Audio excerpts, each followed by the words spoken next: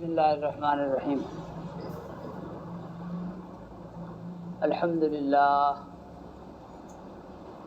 للہ نحمده ونستعینه ونستغفره ونؤمن به ونتوکل علیہ ونعوذ باللہ من شرور انفسنا ومن سیئات اعمالنا من يهده الله فلا مضل له ومن يضلله فلا هادي له ونشهد أن لا إله إلا الله وحده لا شريك له ونشهد أن سيدنا ومولانا محمدا عبده ورسوله اللهم صل على سيدنا ومولانا محمد صلاة تحل بها العقد وتفرج بها الكرب اللهم صل على سيدنا ومولانا محمد صلاة تكون للنجاة وسيلة ولعلو الدرجات كفيلا اللهم صل على سيدنا ومولانا محمد صلاة تكون لك رضاء ولحقه أداء وبعد فأعوذ بالله من الشيطان الرجيم بسم الله الرحمن الرحيم والعصر إن الإنسان لفي خسر إلا الذين آمنوا وعملوا الصالحات وتواصوا بالحق وتواصوا بالصبر وقال الله تعالى إن تصبروا وتتقوا لا يضركم كيدهم شيئا۔ قابل صد احترام بزرگوں، بھائیوں اور دوستوں،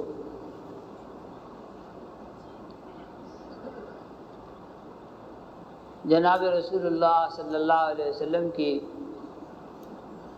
ایک حدیث کا مفہوم ہے، امت کو آنے والے فتنوں سے خبردار کرتے ہوئے فرمایا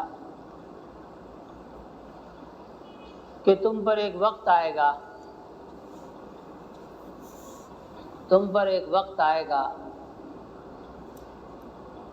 کہ اہل کفر، اہل شرک اور یہ بدکار لوگ، بدکار قومیں تم پر یوں ٹوٹے پڑیں گے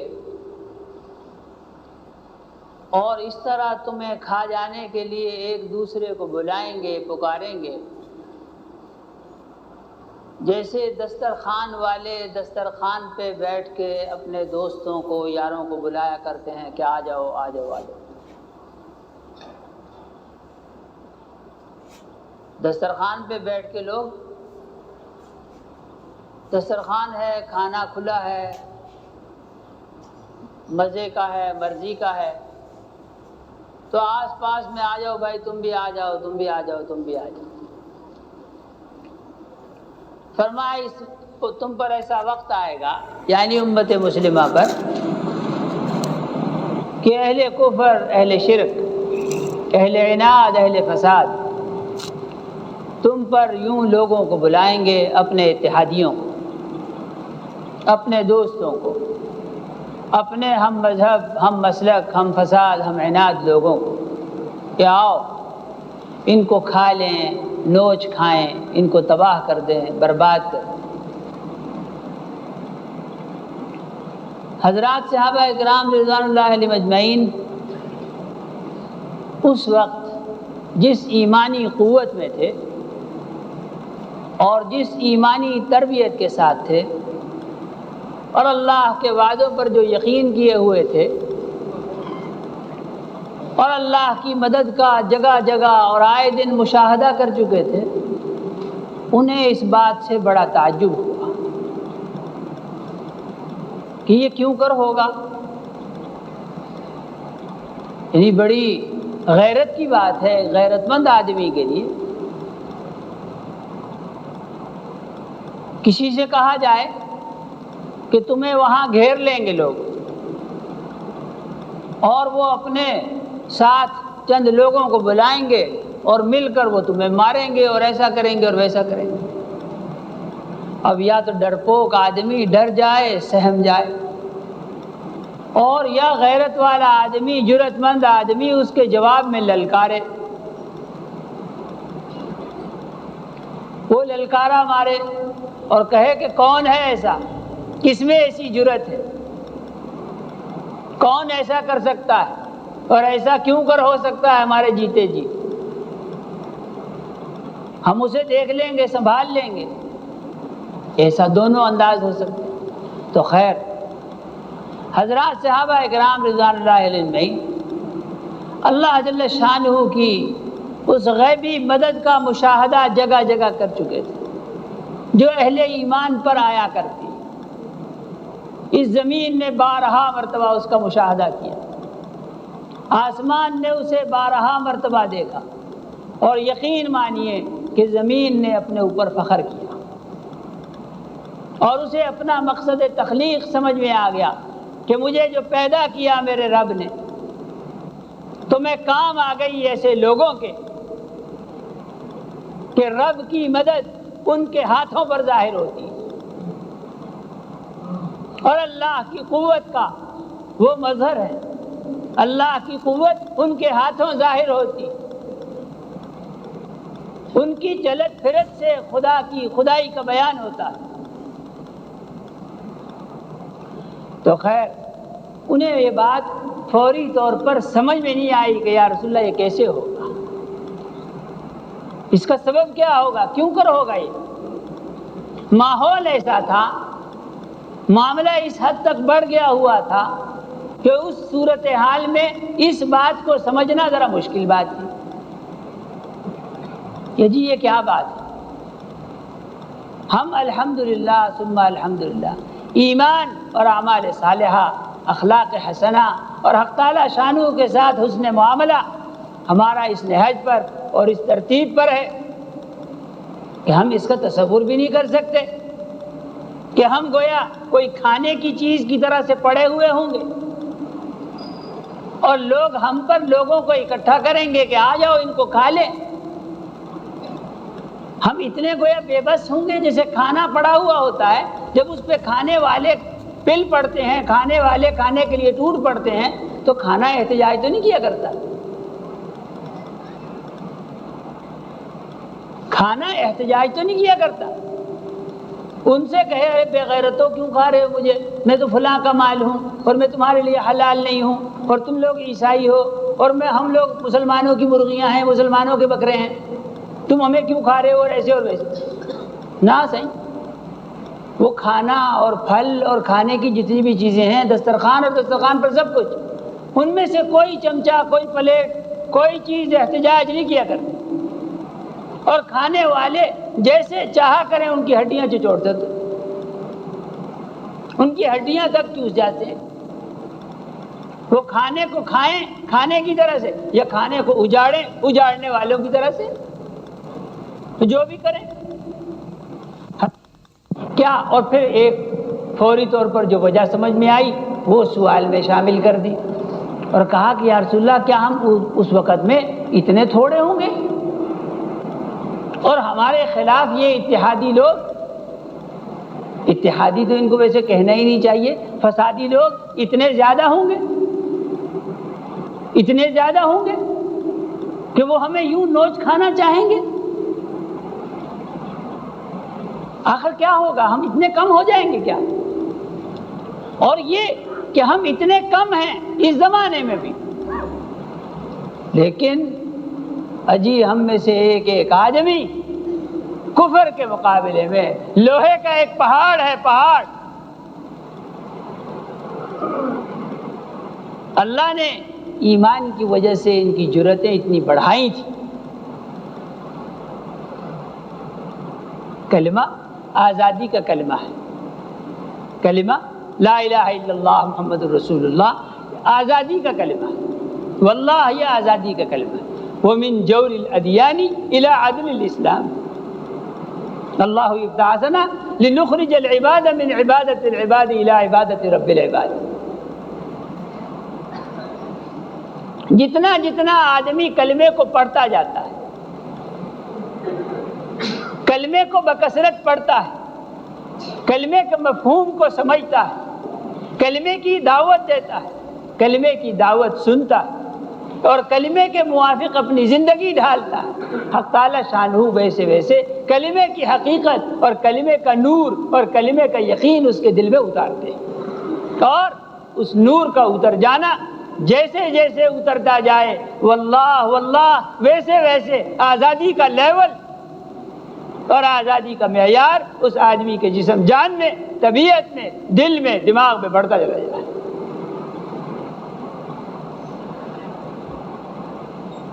حضرات صحابہ اکرام رضوان اللہ علیہ اجمعین نے کلمے کے موضوع پر بات آئی ہے، تھوڑی سی ضمن میں یہ بھی عرض کرتا چلوں۔ یہ کلمہ آزادی کا کلمہ ہے۔ آزادی کا کلمہ یہ کہ آزاد لوگوں کا کلمہ ہے، اور یہ کلمہ آزادی کا پیغام ہے۔ حضرات صحابہ اکرام رضوان اللہ علیہ اجمعین نے اپنا تعارف کروایا غیر قوموں میں، یا یوں کہیے کہ بین الاقوامی سطح پر۔ یہ لوگ اپنی ویب سائٹ جاری کرتے ہیں تاکہ ساری دنیا ہمارے ادارے کو جانے۔ ہمارا ادارہ، اس کی بنیاد کیا ہے، اس کا ما لہ و ما علیہ کیا ہے، کیا پڑھتے ہیں، کیا پڑھاتے ہیں، کیا بناتے ہیں، کیا بیچتے ہیں، اور ہماری کاروباری شرائط کیا ہیں، اور فلاں اور فلاں، حدود اربعہ، سب کچھ اپنا بین الاقوامی تعارف، جاننے والا بھی جانے، نہ جاننے والا بھی جانے۔ ہاں، تو حضرات صحابہ کرام رضوان اللہ علیہ اجمعین نے اپنی سارے دین کا، اور اپنی ساری جہد کا، اور اپنی سب کچھ، ساری نقل و حرکت کا، اور اپنے سارے دین و ایمان کا، ساری دعوت کا خلاصہ 3 باتوں میں فرمایا اللہ نے ہمیں اس لیے مبعوث کیا ہے۔ پہلی بات، اللہ نے ہمیں اس لیے مبعوث کیا ہے، اس لیے ہمیں بھیجا ہے، اور ہم اللہ کے بھیجے ہوئے، اللہ کے پیغام کے حامل ہیں، پیغام کو اٹھائے ہوئے، اس لیے بھیجا ہے کہ ہم بندوں کی غلامی سے نکال کر، بندوں کی غلامی سے نکال کر ایک اللہ وحدہ لا شریک کی غلامی میں لے چلیں۔ ایک خدا کی دعوت، کوئی نمرود نہیں چلے گا، کوئی نمرود نہیں چلے گا، اور کوئی فرعون نہیں مانا جائے گا۔ کسی فرعون کی فرعونیت کو ہم تسلیم نہیں کرتے۔ تسلیم کرنا کجا؟ تسلیم کرنے کی بات دوسرے درجے کی بات ہے، کہ وہ کوئی دعوت دے کہ آپ تسلیم کرتے ہیں یا نہیں کرتے۔ تسلیم نہیں کرتے، یہ دوسرے درجے کی بات ہے۔ اجی فرعونوں کی فرعونیت کو ہم للکارتے ہیں، اور یہ کہ فرعونیت کا لبادہ تمہیں اتارنا ہی ہوگا، یہ ہمارے خدا کی خدائی کے خلاف ہے، یہ بغاوت ہے۔ اور یہ کہ ہم لوگ باغیوں کو جینے نہیں دیا کرتے، ہم اللہ کے سپاہی ہیں، ہم باغیوں کو جینے نہیں دیا کرتے روئے زمین پر، حق نہیں ہے۔ کوئی ملک، کوئی حکومت اپنے باغیوں کو جینے نہیں دیتی۔ بغاوت دنیا کی کسی بھی قوم میں، کسی بھی ملک آخری درجے کا جرم سمجھا جاتا ہے۔ جرائم سب جگہ ہوتے ہیں، اچھے معاشروں میں بھی ہوتے ہیں، بروں میں بھی ہوتے ہیں، کہیں زیادہ ہوتے ہیں، کہیں کم ہوتے ہیں۔ جہاں حکومتیں ہوتی ہیں وہاں بھی ہوتے ہیں، جہاں قبائلی جرگہ سسٹم ہوتا ہے وہاں بھی ہوتے ہیں۔ جرائم سب جگہ، اور جرائم ہمہ نوعی، ہر قسم کے جرائم، چوری ہے، ڈاکہ ہے، اللہ نہ کرے زناکاری ہے، شراب خوری ہے، فلان ہے، مختلف قسم کے جرائم، گھریلو، معاشرتی، چھوٹی سطح کے، درمیانی سطح کے، بڑی سطح کے۔ لیکن کسی کے ہاں بھی سب سے بڑا جو جرم کسی قوم میں، کسی ملک میں کہلائے وہ بغاوت ہے۔ اور کوئی بادشاہ، کوئی حکمران، کوئی سردار کو چھوڑیے جی صاحب، گھر کا صاحب، وہ آدمی جو خود بیوی اور 4 یا 6 بچوں کا باپ ہے اور ان کے لیے کما کے لاتا ہے، وہ اپنے گھر میں کسی کی بغاوت برداشت نہیں کرتا۔ بچے ہیں جی پڑھنے نہیں جاتا، اچھا بھائی اس کو سمجھائیں گے، 2-4 دفعہ سمجھایا، ضرورت پیش آئی تو اس کو 1 آدھ چپت بھی لگا دیا۔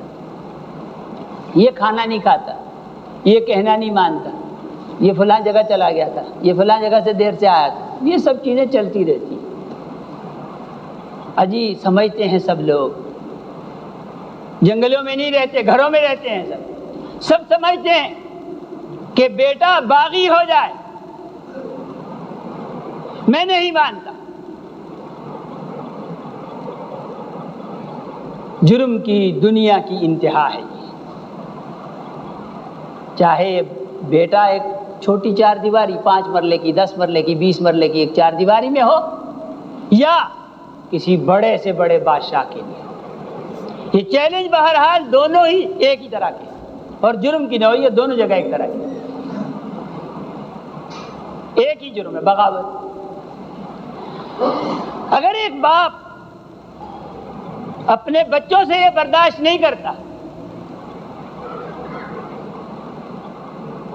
یہ جمہوری حکمران جو بنیادی طور پر منگتے ہوتے ہیں، بنیادی طور پر منگتے ہوتے ہیں، اقتدار کی پہلے بھیک مانگتے ہیں لوگوں سے، چکر چلاتے ہیں، جھوٹ بولتے ہیں لوگوں کے ساتھ، جھوٹے وعدے کرتے ہیں، جی ایسا ویسا فلان فلان، اور پھر اس کے بعد انہی کی دی ہوئی قوت سے انہی کے خلاف، جیسے اب تک ہوا، میں اور آپ سب شریک ہیں، سب کے ساتھ ہوا۔ تو جمہوری حکمران وہ نہیں برداشت کرتے، نام نہاد طور پر بادشاہ لوگ برداشت نہیں کرتے، اور اللہ کی بنا یہ سب سے آخری درجے کا فراڈ، بعض لوگ شہنشاہ کہلایا کریں اپنے آپ کو، حالانکہ شہنشاہ کہنا ازرو شرع کسی کو منع ہے۔ فتاوی شامیہ میں لکھا ازرو فتویٰ غلط، شہنشاہ کے معنی ہے بادشاہوں کا بادشاہ، سو ازرو عقیدہ اسلام بادشاہوں کا بادشاہ صرف ایک ہے، اور وہ اللہ ہے۔ کسی بندے کو یہ حق حاصل نہیں ہے کہ وہ بادشاہوں کا بادشاہ کہلائے، بادشاہ صحیح، لیکن بادشاہوں کا بادشاہ سو صرف ایک اللہ ہے۔ خیر، تو کوئی برداشت نہیں کرتا صاحب، بغاوت برداشت نہیں کرتا۔ وہ اللہ جو زمین و آسمان کا خالق ہے، مالک ہے، ان کو زندگی اسی نے دی، ان کو علم اسی نے دیا، عقل اسی کو دی، اسی نے دی، اور جو دیا سب اسی نے دیا، لیکن طاقت کے نشے میں، گھمنڈ میں بدمست ہو گئے، بدمست ہو گئے اور بغاوت پر اتر آئے۔ گھر میں 5 مرلے کے گھر میں ہو تو بغاوت اور ناقابل برداشت، چھوٹے ملک میں ہو ناقابل برداشت، بڑے ملک میں ہو تو ناقابل برداشت، سب سے بڑی مملکت میں ہو ناقابل برداشت۔ ارے اللہ کی مملکت میں ہو تو کسی کی غیرت میں جوش نہ آئے؟ اللہ کی مملکت میں ہو، اللہ کی حکومت میں ہو یہ بغاوت، یہی جرم، تو کسی کو غیرت نہ آئے، کسی کو جوش نہ آئے؟ عرض کر رہا تھا، حضرات صحابہ کرام رضوان اللہ علیہ مجمعین نے اپنا تعارف کروایا کہ اللہ نے ہمیں مبعوث کیا ہے کہ ہم بندوں کو بندوں کی بندگی سے نکال کر ایک اللہ وحدہ لا شریک کی بندگی میں لے چلیں۔ ہمارے منشور کی، ہمارے دستور کی پہلی بات، بنیادی بات کہ زمین پر حاکمیت صرف ایک اللہ وحدہ لا شریک کی۔ یہ نہیں ہے کہ شریعت میں حکمرانی کا تصور نہیں ہے، تصور ہے، لیکن حکمرانی کا تصور یہ کہ وہ اللہ کے احکامات کے نفاذ کا نگران ہوگا، صرف اس بات کی نگرانی اس کے ذمہ ہوگی کہ یہ اللہ کے احکامات پر عمل کر رہے ہیں یا نہیں کر رہے، اور جہاں کہیں اللہ کے حکم کی خلاف ورزی ہو تو حکمران ان کو سزا دے گا، اپنی کوئی نئی من گھڑت فرعونیت ان پر مسلط نہیں کرے گا۔ دوسری بات، وَمِن جَوْرِ الْأَدْيَانِ إِلَىٰ عَدْلِ الْإِسْلَامِ، اللہ نے ہمیں اس لیے بھیجا ہے کہ ہم من گھڑت قوانین، بعضوں کے حوالے آسمانی، بعضوں کے حوالے غیر آسمانی، بعض قوانین، دستور، منشور، خود ساختہ، خود اپنے بنائے ہوئے، بندوں کے بنائے ہوئے، جتنے بھی دنیا میں دساتیر ہیں اور جتنے بھی منشور رائج ہیں، ان سب کے ظلم سے نکال کر اسلام کے عدل کی طرف لے چلیں۔ یہ ہمارے منشور کی دوسری بات ہے کہ عدل کی استعداد اور صلاحیت صرف ایک سچے اور برحق مذہب اسلام میں ہے، اور وہی کر سکتا ہے انصاف، اس لیے کہ وہ خدائی دین ہے۔ خدائی دین میں اور بندوں کے بنائے ہوئے دستوروں میں ایک بنیادی سا ایک چھوٹا سا فرق عرض کر دوں، بندے اللہ کے نزدیک سب بندے ہیں، برابر ہیں۔ جناب رسول اللہ صلی اللہ علیہ وسلم نے بھی یہی تعلیم فرمائی، کلکم بنو آدم، سب کے سب تم آدم کی اولاد ہو، آپس میں بھائی بند ہو، اور کسی کو کسی پر کوئی فوقیت نہیں ہے، آپس میں مراتب ہیں، ان مرتبوں کا احترام ضرور کرو، لیکن کوئی کسی کے لیے خدا بن بیٹھے، ایسا نہیں۔ اور حقوق سے متعین کر دیے اللہ نے، ماں کا کیا، باپ کا کیا، بڑے کا کیا، چھوٹے کا کیا، استاذ کیا، شاگرد کیا، وہ اللہ جو تمہارا خالق ہے اسی نے حقوق متعین کر دیے۔ اور یہ بات بہت مسلم کہ بعد کی جو بانٹ ہو خدا نخواستہ وہ بندر بانٹ ہو، بانٹ وہ اچھی جو بڑوں کی نگرانی میں ہو جائے، بڑوں کی موجودگی میں ہو جائے۔ باپ بانٹ دے، دادا بانٹ دے، وہ یقیناً بہت ہی اچھے طریقے سے بانٹ دے گا، اس لیے کہ اسے اپنے سب بچوں سے برابر پیار ہے، برابر محبت ہے، ضروریات بھی اس کے سامنے ہیں سب کی، کس کی زیادہ ہے کس کی کم ہے، اگر وہ کچھ تھوڑا بہت کمتی بڑھتی بھی کرے گا تو یقیناً ہمدردی پر مبنی ہوگا، نفاق پر نہیں ہوگا، بغض پر نہیں ہوگا، لیکن اس کے باوجود اسلام نے اصول مقرر کر دیے۔ اس کے بعد جو بندے دستور بنائیں گے نا اس کی ہمیشہ یہ شان ہوگی، ہمیشہ یہ شان ہوگی، بندوں کا بنایا ہوا دستور، خواہ وہ پاکستان میں ہو خواہ امریکہ میں یا روس میں ہو، دنیا کے ہر دستور کی یہ شان کہ اگر اس کے بنانے والے بندے ہیں اور آسمانی کتاب نہیں ہے، وہ آسمان سے نازل شدہ نہیں ہے وہ قانون اور دستور، تو اس کی شان یہ ہوگی کہ وہ بنانے والے، وہ جیوری، وہ کمیٹی، ممبران اسمبلی، سینٹ والے، فلان اور فلان، ایک مخصوص دائرے کے لوگ ان قوانین، ان خود جو بنائے ہیں قوانین، ان بنائے ہوئے قوانین کی اکثر حصے سے مستثنا ہوں گے، یعنی قانون بنانے والے خود قانون سے مستثنا۔ ہاں چوری اگر کرے تو اس کے ساتھ ایسا کرو ویسا کرو، اور اگر حضرت آپ خود کریں تو پھر کیسے؟ کہ نہیں نہیں نہیں، یہ قانون شودروں کے لیے، بنانے والوں کے لیے نہیں، ممبران اسمبلی کے لیے نہیں، وزیروں کے لیے نہیں، بادشاہ کے لیے نہیں، بادشاہ کے بیٹوں کے لیے نہیں، یہ۔ اور اسلام اس کے مقابلے میں جناب رسول اللہ صلی اللہ علیہ وسلم کے سامنے سفارش آ گئی، سفارش آ گئی تو رسول اللہ صلی اللہ علیہ وسلم کا چہرہ مبارک غصے سے سرخ ہو گیا، اور فرمایا کہ تم دین کے ایک حکم میں سفارش کرتے ہو؟ سفارش کے کیا معنی؟ کہ اللہ نے مجھے حکم دیا کہ میں اس کے احکامات کو بندوں پر نافذ کر دوں، تم میرے ساتھی ہو اس دین میں، تم میرے بھائی ہو، بھائی بند ہونے کے ناطے تمہیں تو دین پر عمل کرنے کرانے میں میرا معاون و مددگار ہونا چاہیے، نہ یہ کہ تم اللہ کا حکم نافذ کرنے سے مجھے روکو، اور یہ کہ کیا میں رکوں گا؟ میں رکنے والا ہوں؟ اگر وہ رکنے والے ہوتے تو انہوں نے تو اپنی ابتدائی دعوت میں کہا تھا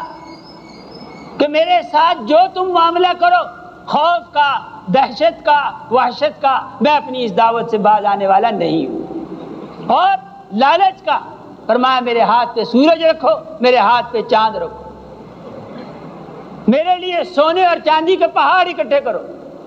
مجھے پورے عرب کی سرداری دو، اور یہ کہو کہ اس دعوت سے دستبردار ہو جاؤ، میں اس دعوت سے دستبردار ہونے والا نہیں ہوں۔ اور یہی کسی حق گو کی شان ہوتی ہے، اس کو اللہ نے کلمہ حق سے آشنا کیا ہوتا ہے، اور واللہ کہ کلمہ حق کے مقابلے میں ان چیزوں کی کوئی حیثیت نہیں ہے، یہ جوتے کے ٹھوکر پہ رکھتے ہیں لوگ جنہیں اللہ حق شناس بناتے ہیں، ان کے پیروں میں پڑے ہوئے جوتے کو جو مٹی لگی ہوتی ہے وہ ان سب چیزوں سے زیادہ قیمتی ہوتی ہے، وہ ان چیزوں کو کیا جانتے ہیں، کیا چیزیں پیش کرتے ہو؟ جناب رسول اللہ صلی اللہ علیہ وسلم وہ تو سید الاولین والآخرین ہیں، ان کے پیچھے نبیوں کی ایک بڑی تعداد ہے۔ جی حضرت ان کے امتی 5ویں صدی ہجری کے لوگ، 6ٹھی صدی ہجری کے لوگ، 10ویں صدی ہجری کے لوگ، 12ویں اور 13ویں صدی ہجری کے لوگ، ایسے لوگ آپ کو پیش کروں، اس زمانے میں پیش کروں کہ فی الواقعہ انہوں نے قول سے کہا اور عمل سے ثابت کر کے دکھایا کہ ہمارے نزدیک اس کی حیثیت خس و خاشاک سے زیادہ نہیں ہے، اور ہم اپنی بات سے ٹلنے والے نہیں ہیں، ہٹنے والے نہیں ہیں۔ تیسری بات عرض کر دی کہ دستور میں یہ بات ہوگی، بندوں کے بنائے ہوئے دستور اپنے کو مستثنا کر کے باقیوں پر۔ جناب رسول اللہ صلی اللہ علیہ وسلم نے فرمایا، سن لو خوب اچھی طرح سے، عدل اسلام کیا ہے؟ فرمایا کہ اگر فاطمہ بنت محمد چوری کرے تو میں اس کا بھی ہاتھ کاٹ دوں گا۔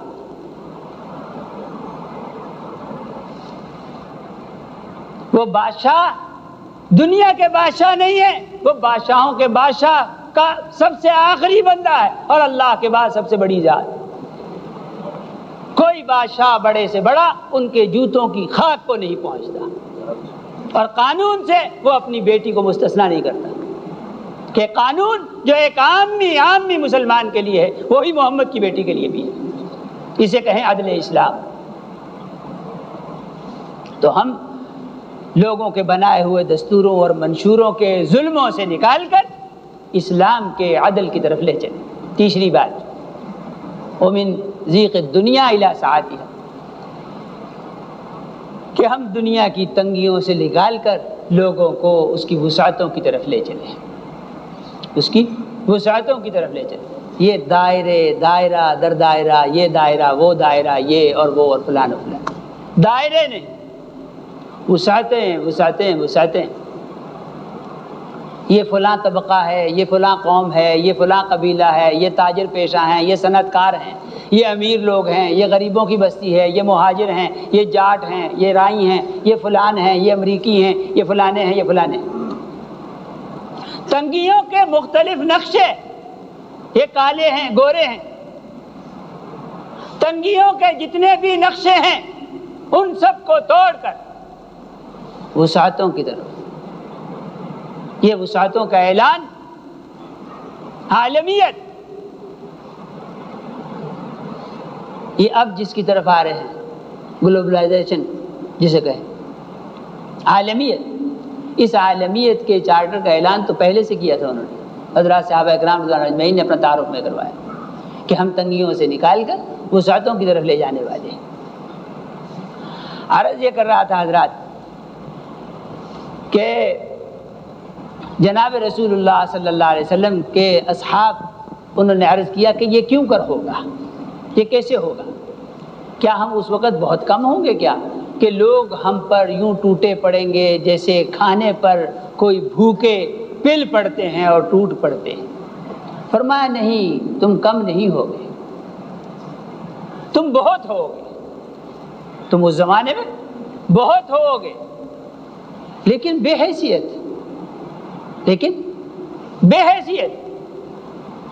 اور بے حیثیت اس طرح سے، وَلَكِنَّكُمْ غُثَاءٌ كَغُثَاءِ السَّيْلِ، فرمایا تم ایسے ہوگے جیسے پانی کے اوپر بہتا ہوا کوڑا کرکٹ دیکھا ہو کبھی، یہ گھاس پھوس پانی کے بہاؤ پر بہ رہا ہے، اسے پانی کے مخالف چلنے کی ہمت نہیں، جرأت نہیں، اور ذرا سی رکاوٹ کوئی آ جائے، کوئی ٹہنی، کوئی کنارہ، کوئی موڑ، وہیں رک جائے گا، آگے بڑھنے کی طاقت نہیں، اس کے اوپر کوئی وزن ڈالیے تو تیرنے کی قوت نہیں، ڈوب جائے گا۔ غصہ کیسے ہوگا یا رسول اللہ، یہ کیوں ہوگا؟ فرمایا دو باتیں، اس کے اسباب دو، کہ تم میں وہن پیدا ہو جائے گا، وہن پیدا ہو، یا رسول اللہ وہن کیا ہو؟ فرمایا حب الدنیا و کراہیت الموت،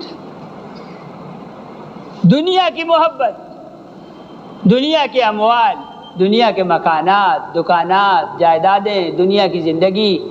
پہناوے، اولادیں، رشتہ داریں، علائق،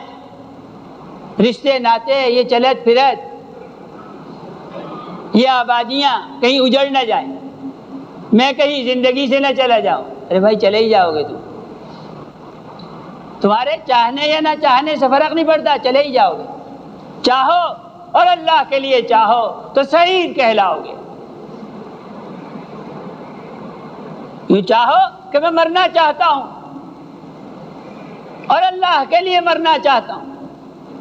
یہ چاہنے والے آسمانوں پر شہید کہلاتے ہیں، نیک بخت کہلاتے ہیں۔ تو دنیا کی محبت اور موت کو مکروہ جاننا، موت سے بھاگنا، موت سے ڈرنا، حالانکہ ڈر کر بھی تو مرو گے ہی۔ ڈرو گے، جو بندہ کیا ڈرتا ہے وہ کیا بچ جاتا ہے بھائی؟ ارے ڈر کر بھی تو مرو گے، حوصلے سے کیوں نہیں مرتے ہو؟ مرنا تو ہے ہی، حوصلہ مندوں کے ساتھ، جرأت کے ساتھ، ایمان والوں کی طرح، اور جیسے ہمارے بڑے مرے۔ اور جو آدمی مرنے پہ آ جاتا ہے وہ 10-20 کو مار سکتا ہوتا ہے ہمیشہ۔ مارنے کی جرأت اس آدمی میں ہوتی ہے، فقط اس آدمی میں جو خود مرنے کے لیے تیار ہے، اور دشمن صرف اسی سے مرعوب ہوتا ہے جس کے دل کے اندر موت کا ڈر نہیں ہوتا، اس سے ڈرا کرتا ہے دشمن۔ جو خود موت سے ڈر رہا ہو، ارے اس سے کون ڈرے گا؟ اس سے کوئی نہیں ڈرتا۔ تو موت کو مکروہ جاننا، ناپسند بھی کرو گے تو مجبوراً استاد پسند کرنا ہی پڑے گا۔ ڈر ڈر کے مرو گے تو بھی مرو گے ہی، کچھ زندہ تو نہیں رہ جاؤ گے، بچ تو نہیں جاؤ گے۔ تو کیوں نہ حوصلے کے ساتھ مرو، جرأت کے ساتھ مرو، اور موت کو پسند کرنا، موت کو پسند کرنا چاہیے۔ موت پسندیدگی کی چیز ہے، ڈرنے کی چیز نہیں ہے، گھبرانے کی چیز نہیں ہے۔ فرمایا المؤمن تحفۃ الموت، تحفۃ المؤمن موت، الموت، موت جو ہو وہ تو مومن کے لیے تحفہ ہے، وہ تو ملاقات کی بشارت ہے۔ اور من احب لقاء اللہ احب اللہ لقاءہ، جو آدمی اللہ سے ملنا چاہتا ہے اللہ بھی اس کی ملاقات کے مشتاق ہوتے ہیں۔ اور اللہ سے ملاقات اس زندگی میں تو نہیں ہو سکتی، اس کے لیے تو موت کے پل کو عبور کرنا ہوگا، پل کے پار جانا ہوگا۔ اس کے لیے تو ملاقات تو اس پل کے پار ہوتی ہے، یہ پل تو بہرحال پار کرنا ہی ہوگا۔ اب وہ ملاقات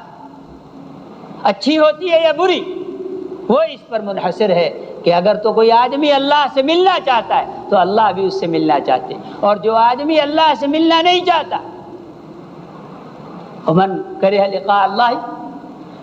جو آدمی اللہ کی ملاقات کو پسند نہیں کرتا، اللہ بھی اس سے ملنا پسند نہیں کرتے، اللہ بھی اس سے ملنا پسند نہیں کرتے۔ وہ ملاقات کیسی ہوگی؟ اس کا پیمانہ آدمی کے دل کے اندر لگا ہوا ہے، اسے دیکھ لے کہ میں اللہ کے ہاں جانا چاہتا ہوں، اپنے آپ میں، اپنے گریبان میں منہ ڈالے، ذرا جھانک کے دیکھے میں اللہ کے ہاں جانا چاہتا ہوں۔ اگر جانا چاہتا ہے تو یقیناً وہاں بھی خوش آمدید ہوگا، وہاں بھی استقبال کے لیے منتظر ہے۔ جسے شوق ہے ملاقات تو وہاں بھی اشتیاق ہے، اور جو آدمی نہیں جانا چاہتا اور نہیں ملنا چاہتا تو وہ تو بادشاہوں کے بادشاہ ہیں، وہ تو بے نیاز ہے، وہ تمہیں مل کر کیا کرتے ہیں؟ انہیں کیا پڑی ہے کہ وہ تمہارا انتظار کریں یا تمہیں دیکھنا چاہیں؟ بالکل بھی نہیں۔ میرے محترم دوستوں اور بزرگوں، جناب رسول اللہ صلی اللہ علیہ وسلم نے فرمایا کہ یہ جو چیزیں تم میں پیدا ہو جائیں گی، دنیا کی محبت اور موت کی کراہیت، موت کو مکروہ جاننا، اس وجہ سے تم پر ایک زمانہ آئے گا کہ لوگ تم پر دعوت دیں گے، اپنے ساتھ والے فسادیوں کو، عنادیوں کو اور اہل کفر کو، اہل شرک کو کہ آؤ اور ان پر ٹوٹ پڑو اور ان کو کھاؤ اور ان کو نوچ کھاؤ۔ اس کا مقابلہ کبھی بھی عدد سے نہیں ہوتا، اس کا مقابلہ کبھی بھی عدد سے نہیں ہوتا اور کبھی بھی اسلحے سے نہیں ہوتا، اس کا مقابلہ جرأت ایمانی سے ہوتا ہے۔ ان تصبروا وتتقوا لا یضرکم کیدہم شیئا، اگر تم صبر کرو اور تقوی اختیار کرو تو ان کی کوئی تدبیر کارگر نہیں ہو سکتی، یہ قرآن ہے، ان کی کوئی تدبیر کارگر نہیں ہو سکتی۔ وہ تدبیر کریں گے، اس تدبیر کو الٹا کر دینا یہ اللہ کا کام ہے، اس تدبیر کو الٹا کر دینا اللہ کا کام ہے کاموں میں سے۔ اور اللہ نے قرآن میں ایسی واقعات اسی لیے بیان کی کہ سمجھو بات کو کہ تدبیریں ہم کیسی الٹی کرتے ہیں، کیسے کرتے ہیں۔ آن کی آن میں نمرود عراق پر حکومت کرتا تھا، اب سے کوئی 5000 برس قبل۔ اس کو اللہ نے طاقت دی، قوت دی، مال دیا، عہدہ دیا، منصب دیا، بہت کچھ دیا، کرتے کرتے کرتے کرتے جسے مال لوگوں کو اور عہدہ اور طاقت کم لوگوں کو راس آیا کرے۔ بڑی آزمائش ہوتی ہے صاحب، یہ بڑی آزمائش ہوتی ہے، واللہ بڑی آزمائش ہوتی ہے۔ فقر بھی آزمائش ہے، یعنی صبر کے مراحل یہ اتنے مشکل نہیں ہے، لیکن شکر کے مراحل قرآن سے ثابت ہے کہ یہ مشکل معاملہ ہے، یہ آزمائش بڑی آزمائش ہے صبر کی نسبت۔ وقلیل من عبادی الشکور، مال ملے، عہدہ ملے، طاقت قوت ملے کسی بھی قسم کی، اور پھر اس کا صحیح استعمال کریں۔ کہا ایسے میرے بندے تھوڑے ہیں، بندوں میں بندے ایسے تھوڑے ہوتے ہیں، ایسے کم ہوتے ہیں۔ تو اسے سوجی اور یوں کہا کہ میں رب ہوں، میں خدا ہوں۔ سیدنا ابراہیم علیہ السلام اللہ کے بندے تھے، انہوں نے کہا یہ تمہارا نظریہ غلط ہے، تم کیسے رب ہو؟ میرا رب تو وہ ہے جو زندگی اور موت کا مالک ہے۔ انہوں نے کہا زندگی اور موت کا مالک تو میں بھی ہوں، یہ قرآن میں ہے ان کا آپس میں مکالمہ کہ زندگی اور موت کا مالک میں ہوں۔ انہوں نے کہا وہ کیسے؟ کہا بھی تمہیں دکھاتا ہوں۔ بھرے دربار میں قیدیوں کو لایا گیا اور کہا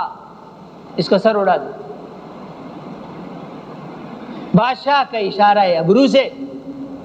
ایک جلاد اٹھا اور ایک چمکتی ہوئی تلوار سے، عجیب منٹ نہیں لگے، چند سیکنڈوں میں وہی سر جو ابھی چند لمحے پہلے اس کے شانوں پر تھا اس کے قدموں میں پڑا ہوا تھا۔ کہا یوں ایک ٹک فقط، یوں ہم زندگی اور موت کے مالک ہیں، اور اگر میں چاہوں تو ان سزائے موت کے سب قیدیوں کو معاف کر دوں، تو میں نے زندگی دی یا نہیں دی؟ اور اگر چاہوں تو یہاں سے کوئی بھی 10 بے گناہ پکڑ کر کے قتل کر دوں، تو موت اور زندگی میرے ہاتھ میں ہوئی یا نہیں ہوئی؟ سیدنا ابراہیم علیہ السلام نے کہا کہ اچھا یہ تو بندوں کو اللہ نے اختیار دیا ہے، اقتدار دیا ہے، عہدہ اور منصب دیا ہے، اس کا استعمال کبھی صحیح ہوتا ہے کبھی غلط ہوتا ہے، تم اس کے غلط استعمال سے دھوکے میں پڑ گئے ہو۔ اگر ایسی ہی بات ہے، تم اس بات پر اگر خدائی دعویٰ کرتے ہو تو فرمایا میرے رب کی ایک اور بھی صفت ہے، میرے رب کی ایک اور بھی صفت ہے، اس کی بے شمار صفات ہیں، ایک اور صفت پیش کرتا ہوں۔ کہا وہ کیا ہے؟ کہا میرا رب قال ان اللہ یاتی بالشمس من المشرق فاتی بها من المغرب، کہا میرا رب اس کی یہ صفت ہے کہ وہ مشرق سے روزانہ صبح سورج کو طلوع کرتا ہے۔ اگر تم خدائی دعویٰ کرتے ہو تو کل کو مغرب سے ذرا طلوع کرا کے دکھا دو، مغرب سے طلوع کرا کے دکھا دو، یا اگر تم خدا ہو تو اس طلوع پر پابندی لگا دو، اعلان کرو کہ کل کو سورج طلوع نہیں ہوگا، اور پھر نہ ہو تو ہم تمہیں خدا مانیں، دیکھیں ہم تم کتنے بڑے خدا ہو، کتنے پانی میں ہو۔ اب برسر دربار اس کی بے عزتی خراب ہوئی صاحب۔ اور یہ بادشاہ لوگ جب نشے میں ہو نا تو یہ دلیل کے نہیں ہوتے، منطق کے نہیں ہوتے، اور بات مانتے نہیں، مذاکرات کے نہیں ہوتے، مذاکرات کی لائن کے نہیں ہوتے، حتیٰ کہ ان کے ساتھ مذاق ایک ہو مذاکرات اور ایک ہو مذاق کی رات، وہ جس رات میں ان کے متعلق فیصلہ ہو جایا کرتا ہے، مذاق رات ہے۔ مذاکرات پہ نہیں آتے تو پھر مذاق رات آیا کرتی ہے۔ خیر، اس نے کہا جی اس کے لیے آگ جلاؤ، اسے آگ میں ڈال دو۔ اللہ اکبر۔ اور سرکاری مشینری ساری کی ساری جیسے بیچارے لگا کرے، بےہودہ مخلوق، اللہ کی پناہ، ان میں اتنی جرت نہیں ہوتی چند ٹکوں کے لیے، پیسوں کے لیے اللہ کی بات کو چھوڑ کے اپنے اس کی افسر کی بات مانیں گے، اور نہیں جانتے کہ میرا ضمیر کیا کہہ رہا ہے، میرا دین کیا کہتا ہے، اور یہ کہ مجھے کل کو مرنا ہے، قبر میں جانا ہے، اور مجھے خود اپنا حساب دینا ہے۔ اور وہاں یہ معذرت نہ چلے گی کہ مجھے فلاں صاحب نے کہا تھا، فلاں افسر نے کہا تھا، کہا اس کو بھی لیتے ہیں، اس کو بھی لاتے ہیں، اس کی بھی انشاءاللہ تعالیٰ بھی کرتے ہیں، اس کو بھی برابر کریں گے، باقی تم بھی تو کرنے والے ہو، تم بھی تو شریک ہو۔ یہ کہہ کر کوئی آدمی چھوٹ نہ پائے گا وہاں اللہ کے یہاں۔ ساری کی ساری سرکاری مشینری لگ گئی چتا، اور بہت بھڑکی۔ آپ سمجھیے کہ نمرود کی طاقت اور قوت اور اس کی سرکاری مشینری، جو آگ انہوں نے بھڑکائی ہوگی سرکاری سطح پر، اور ملک کا ایسا بڑا مجرم ان کے خیال میں والعیاذ باللہ، جس نے ان کے خدا کو جھوٹا ثابت کر دیا برسر مجلس، اور ذلیل اور رسوا کر دیا، بات میں اس کا منہ کالا کر دیا، اس کو ڈلوا دیا آگ میں، اس کو آگ میں ڈلوا دیا۔ اب ادھر آگ کا ڈلنا، آگ میں ان کا ڈالا جانا، اور یہ اپنی بالکونی سے، محل کی بالکونی سے نظارہ کر رہا ہے کہ لوگ اس کی راکھ اگر تلاش کرنا چاہیں گے تو راکھ نہیں ملے گی، لوگ اس کی راکھ تلاش کرنا چاہیں گے، راکھ تلاش نہیں کر پائیں گے۔ کسی کو جرأت کیوں ہو ہمارے سامنے بولنے کی؟ یہ ہوں نمرودی خیالات، یہ ہو فرعونیت۔ تو قلنا یا نار کونی بردا وسلاما علی ابراہیم، ادھر ابراہیم علیہ السلام کو آگ میں ڈالا گیا، اور اللہ جل شانہ جو آگ کے خالق ہیں بلا واسطہ خود براہ راست آگ کو حکم دے رہے ہیں، بردا، ٹھنڈی ہو جا۔ ابراہیم علیہ السلام کو آگ میں ڈالا گیا، اور آگ میں ڈالتے ہی کپ کپی طاری ہوئی، آگ میں ڈالتے ہی، سب تفسیروں میں لکھا ہے، آگ میں ڈالتے ہی کپ کپی طاری ہوئی، اور اس کے ساتھ ہی متصل دوسرا حکم وسلاما، ٹھنڈی اس طور پہ نہیں کہ ٹھنڈک میں تنگ کرو، ٹھنڈک میں بھی تکلیف دے، ٹھنڈک نہیں، سلامتی کی آگ بن جاؤ۔ ابراہیم پر سیدنا ابراہیم علیہ السلام اس آگ میں ٹھہرے رہے۔ بعد کو پوچھنے والوں نے پوچھا کہ سیدنا ابراہیم، آپ پر اللہ نے بڑی آزمائشیں ڈالی، کبھی کچھ کبھی کچھ، کبھی ملک بدری، کبھی آگ میں ڈالا جانا، اسماعیل علیہ السلام کو وہاں چھوڑنا، اور فلان اور فلان۔ آزمائشوں میں اللہ نے آپ کو بہت اونچا مقام عطا فرمایا، بہت امتحانات اللہ نے آپ کے لیے، اور بہت اللہ نے امتحانوں میں آپ کو کامیابی نصیب فرمائی۔ آپ یہ فرمائیے کہ اس بھلی زندگی میں آپ نے سب سے جو عمدہ اور اچھے دن گزارے، فرمایا وہی جو آگ میں گزرے، فرمایا وہی جو آگ میں گزرے۔ اور ابھی کچھ دن پہلے جو وہ کہہ رہا تھا کہ راکھ نہیں ملے گی، اللہ کی شان، اللہ کی قدرت کہ خدا وحدہ لا شریک نے ایک حقیر مچھر کو مسلط کیا، وہ اس کی ناک میں گھس گیا، اور پھر اس کے ہاتھوں ذلیل اور رسوا ہوتا ہے۔ وہ نمرودی ساری قوت اور ساری رعونت اور سارا اس کا کبر اور غرور اور وہ بادشاہی اور فلان اور کن چیزوں کے دعوے تھے، ایک حقیر مخلوق بالکل بے جان۔ ایک آدمی کتنے مچھروں کو قابو کر سکتا، اور مچھر کا کتنا وزن ہوتا ہے، اس کی کتنی طاقت ہوتی ہے، اس کے کتنے بیج لگے ہوئے ہوتے ہیں، وہ کتنا بڑا جرنیل یا کرنیل ہوتا ہے، اس کا کیا عہدہ ہے، اس کا کیا منصب ہے اس دنیا میں، خدا وحدہ لا شریک نے اس سے کام لیا۔ خدائی احکامات کو تمسخر اڑانے کا نتیجہ یوں تمسخر،